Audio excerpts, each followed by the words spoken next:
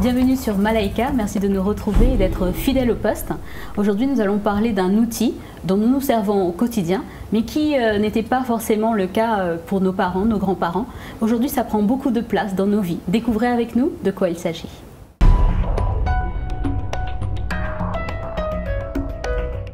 Donc voilà, nous avons aujourd'hui pour thème les nouvelles technologies et surtout par rapport aux jeunes et nouvelles technologies. Quelle place est-ce que la nouvelle technologie a dans nos vies, dans vos vies? Arrivons-nous à nous débrancher, à nous déconnecter? Nous allons essayer de répondre à ces questions avec bien sûr Mama Audrey, Mama Janine et Magali. Donc on va faire un test aussi tout à l'heure, Mama Audrey, pour savoir à quel point nous sommes accros à la nouvelle technologie. Donc on dit à nos téléspectateurs de rester pour ce mini-test. Et aujourd'hui, nous avons également un invité de taille, comme toujours, fidèle à Malaika. Un habituel. Donc c'est le docteur Damien. Docteur Damien, merci en tout cas d'être avec nous. Toujours un plaisir. Et on va voir les effets néfastes que la technologie peut avoir sur la santé. Exactement.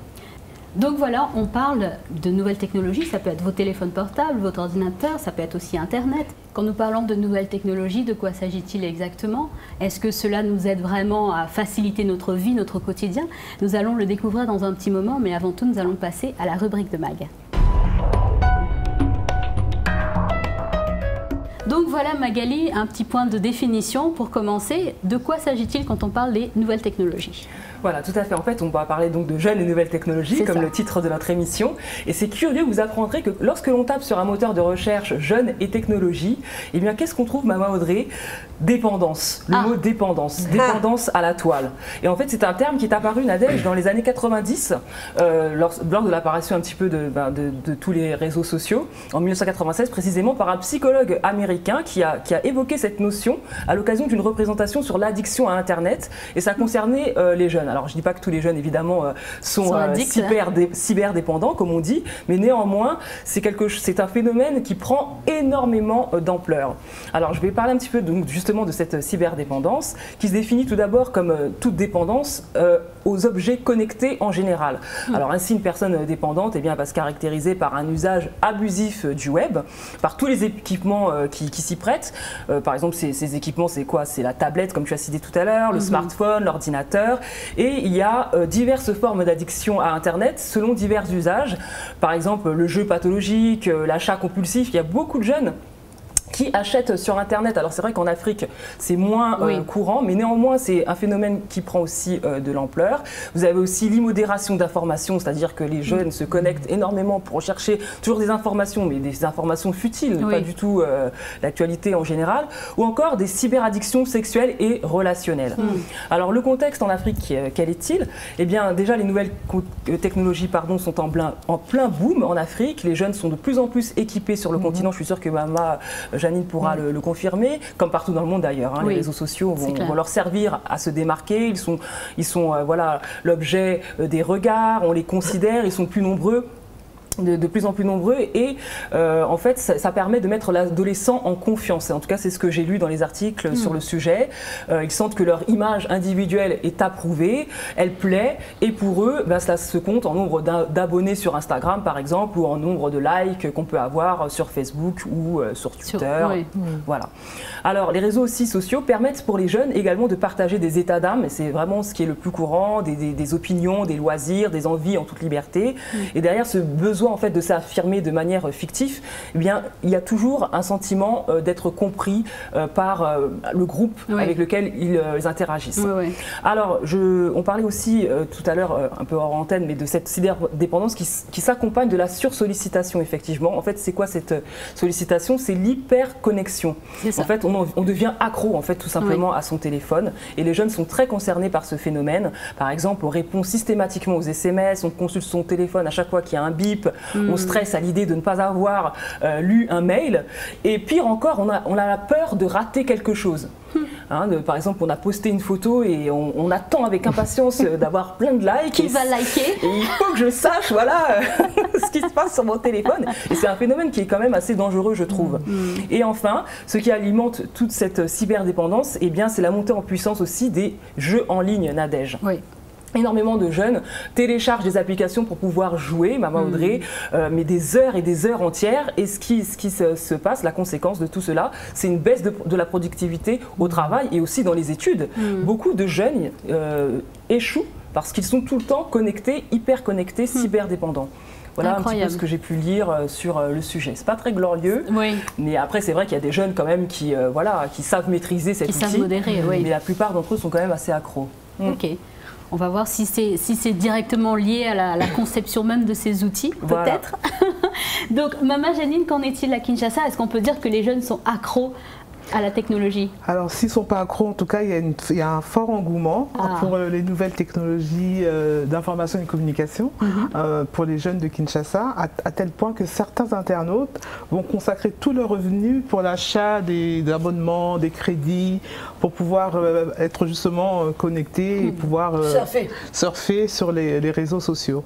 J'ai pu avoir le témoignage de 2 jeunes qui m'expliquaient qu'elles sont, l'une d'elles en tout cas, dès le matin, le premier geste qu'elle fait, c'est prendre son téléphone et, comme disait Magali, consulter, scroller, faire défiler, voir un peu, sans chercher quelque chose de particulier, même si elle ne va pas répondre tout de suite à ces messages, mais au moins elle va consulter. Elle voit qu'il y a eu une activité qui s'est déroulée pendant la nuit. Et donc elle prend note de cette activité et voilà.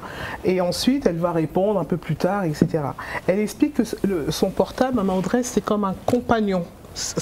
Elle se réveille avec le portable, elle dort avec, et la première chose qu'elle va chercher au réveil, c'est ce compagnon. Oh là là. Il est arrivé qu'elle perde son compagnon dans un bus alors qu'elle allait je ne sais où, et ça a été pour elle un véritable drame. Le sevrage a été très difficile parce que du coup elle avait perdu tout son monde, ses contacts, ses repères, etc. Mais curieusement, elle témoigne qu'au bout de quelques temps, elle a pu le matin, du coup, comme elle n'avait plus son téléphone, elle prenait sa Bible. Et du coup, elle méditait la parole de Dieu. Et elle pouvait avoir un petit moment aussi avec le Seigneur. Ce qu'elle ne faisait jamais avant. Elle s'est rendue compte que ça l'a privée quelque part de pouvoir méditer la parole. Et elle dit aussi que quand elle était dans cet état-là, de ne pas avoir de téléphone, elle a pu renouer avec la société. Le lien social s'est renoué. Elle avait plus de temps d'aller voir les gens, de pouvoir discuter, et du coup il y a une reconnexion avec l'humain entre guillemets, même si elle n'était pas complètement déconnectée, mais elle a apprécié comme une nouvelle forme de liberté. Elle parle vraiment en termes de liberté.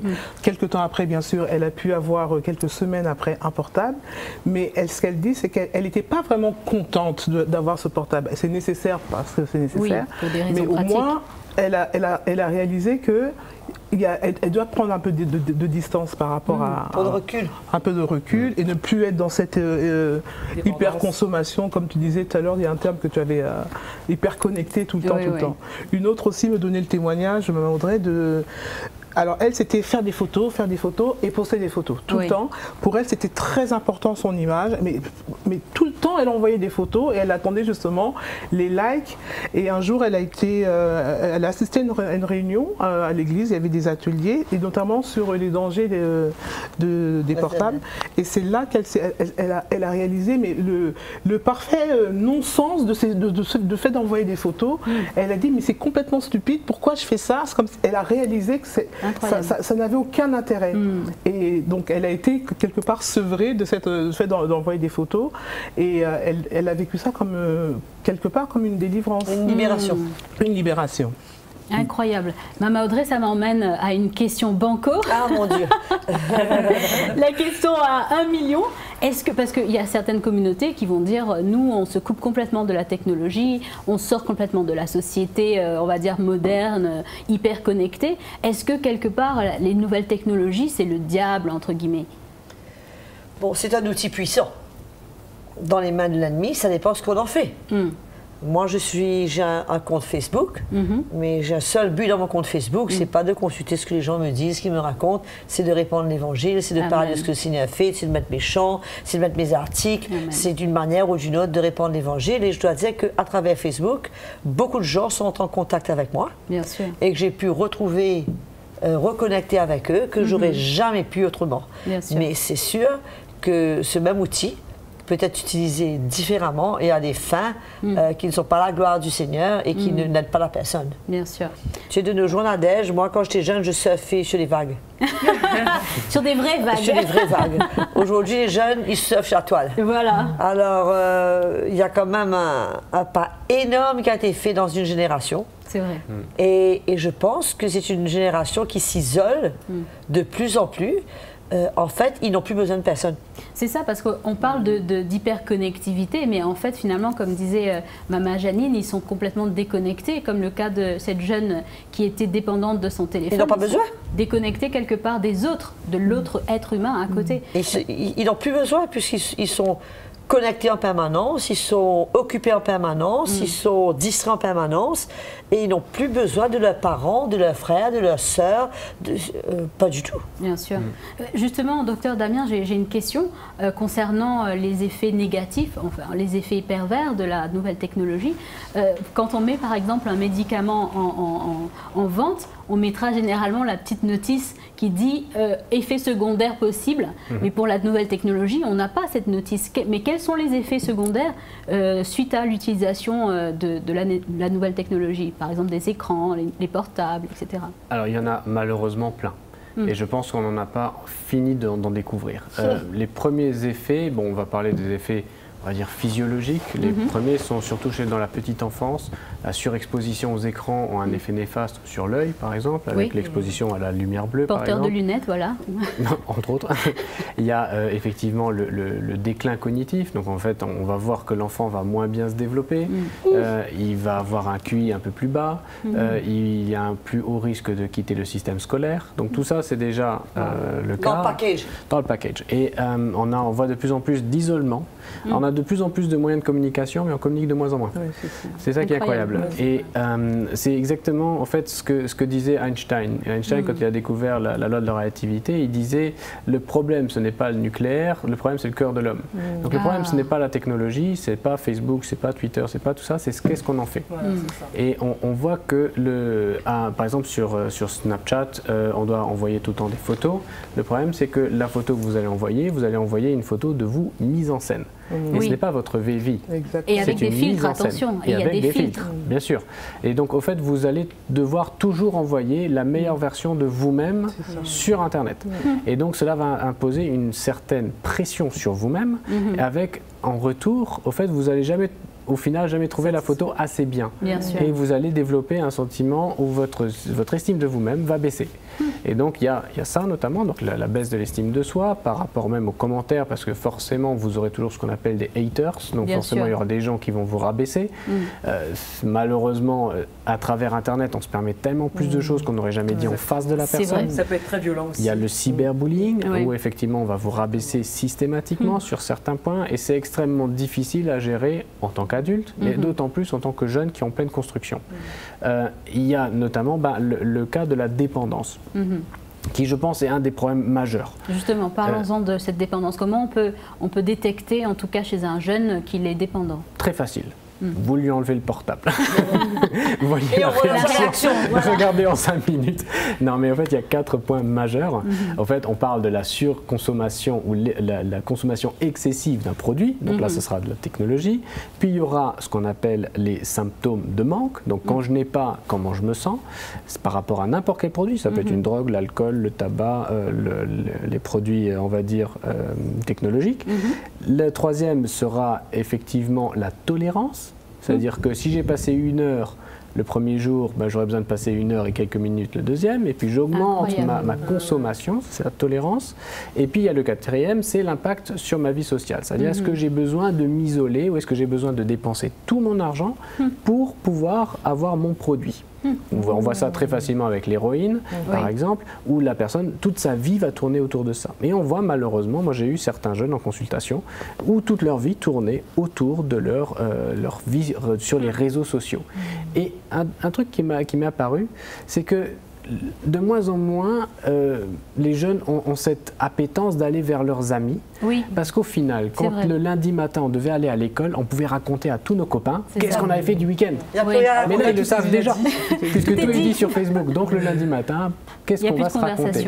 Et donc, ça tue la communication interpersonnelle. Et ça, je pense que c'est extrêmement mauvais pour les générations futures, parce que le lien humain est quelque chose qu'on ne pourra jamais remplacer. Et c'est vrai que même en consultation, le fait de voir son médecin, que le médecin vous examine et même qui vous touche et qui vous examine physiquement, ça a on va dire déjà un effet placebo. Le patient généralement se sent déjà mieux une fois qu'il est sorti. Bien sûr. Et ça se perd. Et donc je pense qu'on n'a pas encore fini de découvrir les effets néfastes. Mais évidemment, c'est quand même un outil extrêmement intéressant, extrêmement important. Moi, je peux communiquer avec mes confrères de France, aux États-Unis, etc. C'est quand même extraordinaire comme outil. Bien sûr. Et puis d'ailleurs, il y a des téléspectateurs et des fans de Malaika qui nous suivent actuellement, certainement sur leurs petits écrans. Exactement. Donc, mais justement, pour rester sur l'aspect spirituel des choses, Mama Audrey, on parlait de l'exemple de cette jeune fille qui a constaté quelque part qu'elle ne lisait plus sa Bible parce que son téléphone avait remplacé la place substitué. Voilà, de la Bible pour elle le matin. Quelles autres conséquences il peut y avoir au niveau spirituel pour des jeunes? Je pense que on perd, on est complètement distrait. On est occupé, nos pensées, notre temps, nos activités, il y a comme une divergence de toutes choses où on ne peut plus penser à la parole du Seigneur, penser à méditer, à ce que le Seigneur nous dit dans cette situation, à chercher le Seigneur, puisque notre pensée est tellement occupée dans ce qui se passe sur Internet, ce que X a dit, ce que Y a fait, ce qui se passe, la dernière découverte, le dernier petit film comique, amusant. On arrive difficilement, on ne peut pas être fixé sur deux choses à la fois. C'est difficile. Et il faut dire qu'Internet prend beaucoup de temps. Bien sûr. Puisque un emmène à l'autre, l'autre emmène à l'autre, ça enchaîne. Et donc, ça prend un temps fou. Moi, j'ai un ami, quand il jeûnait, c'était pas la nourriture. Il faisait des jeûnes de son téléphone. Et il disait comment il a réalisé sa dépendance sur son téléphone et le fait de jeûner de son téléphone lui permettait de passer du temps avec le Seigneur, avec la parole de Dieu, à louer le Seigneur, à prier. Et il était choqué lui-même de voir le nombre d'heures. Damien disait 238 fois qu'on consultait le téléphone, c'est ça? 221 fois par jour. 221 fois par jour, mais c'est peut-être plus pour d'autres. Hein? Bien sûr. Donc, ça demande tout. C'est très, je crois que Internet est très exigeant. Bien sûr. Et ça nous absorbe comme et ça ne vous lâche pas. C'est ça. Regarde ce que tu as fait il y a 10 ans de cela, regarde la photo, envoie les nouvelles à tes copains, quel message tu as pour ton ami. Ça ne vous on est sollicité constamment. C'est ça. Et puis d'autant plus que maintenant, il y a pratiquement une application pour tout. Oui, c'est vrai. Tu veux chercher un taxi, tu as une application. Voilà. Tu veux aller chez le médecin. C'est ça. C'est-à-dire que tu peux prendre... Ah oui, il y a vraiment une application pour tout aujourd'hui. Surtout, Maman Janine, les jeunes aujourd'hui, ils se retrouvent avec parfois plusieurs téléphones en Afrique. Comme on sait avec les opérateurs téléphoniques différents, on a besoin d'avoir un téléphone par opérateur téléphonique. Au cas où un opérateur téléphonique le réseau serait pas bon, donc là on va aller sur un deuxième. Donc il y a facilement des gens qui se baladent avec 2-3 téléphones. Et ça montre bien l'hyperdépendance. Accro, ils sont accros. Et bientôt, je crois que Dr Damien n'aura plus de consultation dans son cabinet. Il y aura des consultations sur Internet. Voilà. Alors ça existe déjà. C'est les photos WhatsApp qu'on m'envoie sur tiens docteur, est-ce que c'est grave? Alors effectivement, ça peut être très pratique, effectivement. Mais c'est vrai que le fait de suspecter chez un jeune une cyberdépendance, je pense que c'est urgent d'en parler et c'est urgent de le prendre en charge. Parce que ça peut vraiment pousser à un isolement, et on sait que l'isolement peut pousser à des dépressions et d'autres maladies mentales, donc c'est quelque chose de grave. Donc si les parents voient que leur enfant ou leur ado, ou vous-même, vous voyez que vous êtes accro à la technologie, comme en faisant un jeûne par exemple, et on voit à quel point on est mal quand on n'a pas notre dose, c'est important de consulter, et c'est important au fait de consulter avec des gens qui peuvent vous aider. Alors ça peut être effectivement un psychologue, ça peut être votre pasteur, ça peut être votre médecin, et effectivement parce que cette cyberdépendance peut devenir vraiment une pathologie et mener à avoir besoin d'un vrai traitement. Bien sûr.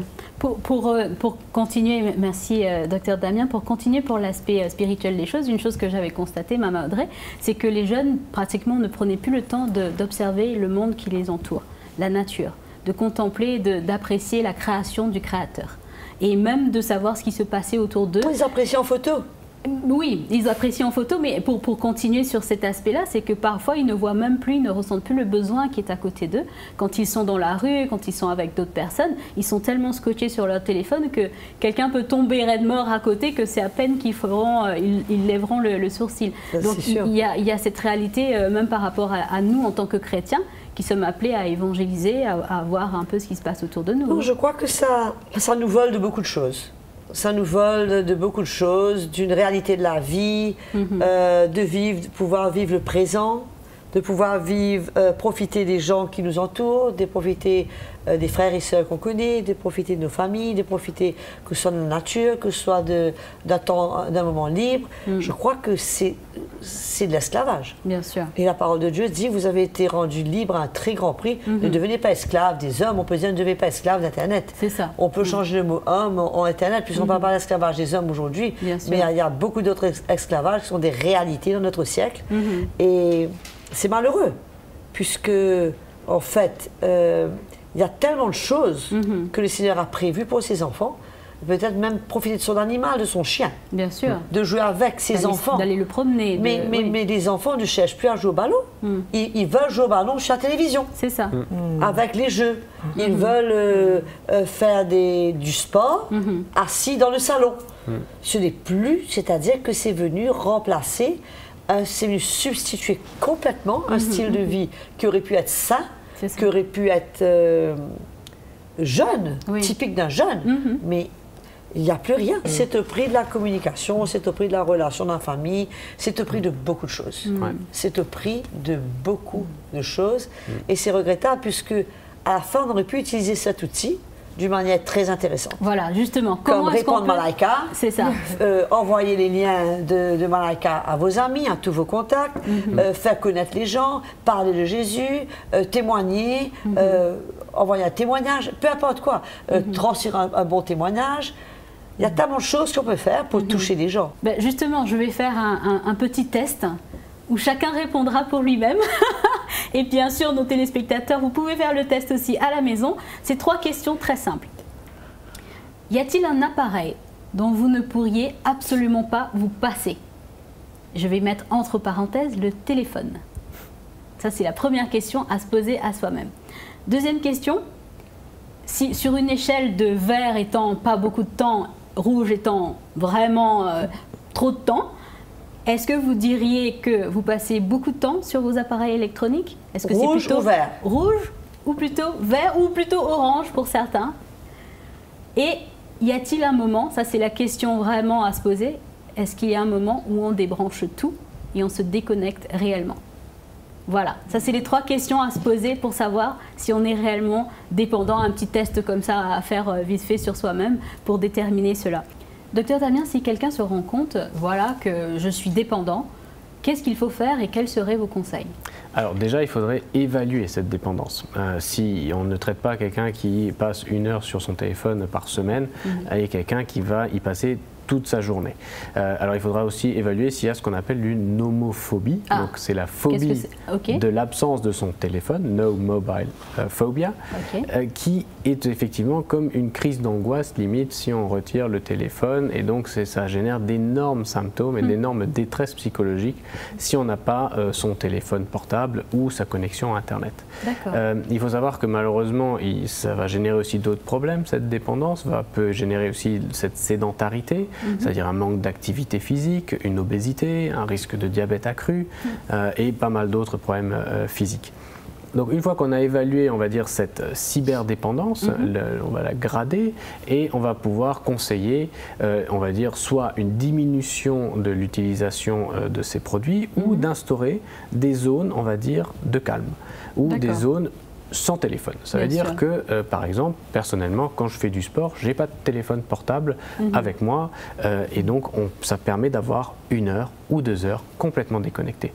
Donc ça serait déjà un des conseils, ce serait déjà la remise en activité physique, si c'est possible bien sûr, et sans connexion avec son téléphone ou avec un écran. Maman Audrey, il y a encore tellement de choses à dire sur ce sujet. Vraiment, je pense qu'on pourrait faire une 2e série. Mais par contre, pour le mot de la fin, est-ce que, Maman Audrey, tu as un encouragement pour les parents, mais aussi pour les jeunes qui nous regardent aujourd'hui? En ce qui concerne les parents d'Adèle, je pense qu'il est temps que les parents se ressaisissent et qu'ils arrêtent de donner ces instruments, les tablettes et les téléphones aux enfants qui sont encore jeunes.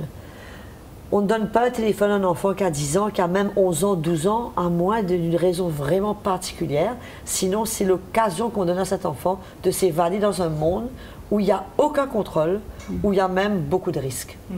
Mais par contre, ce que je voudrais aussi dire, surtout aux chrétiens qui nous écoutent, c'est que nous sommes dans les derniers temps. Nous savons que Jésus revient, et Jésus ne va pas revenir pour une église digitale. Jésus revient pour une église réelle, une église qui vit, une église qui aime l'amour du Seigneur, une église qui vit avec des frères et des sœurs. Et je crois que dans ces derniers temps, l'Internet peut être un instrument potentiel dans les mains de l'ennemi pour nous éloigner du Seigneur et pour nous refroidir dans notre foi. Et qu'il faut faire très très attention et réaliser que c'est une arme que l'ennemi voudrait utiliser et qu'on doit être sage, éveillé et réaliser que nous devons réagir par rapport à cela. Et ne pas se laisser entraîner dans cette vague. Parce que c'est une vague, et c'est une vague qui vient du monde.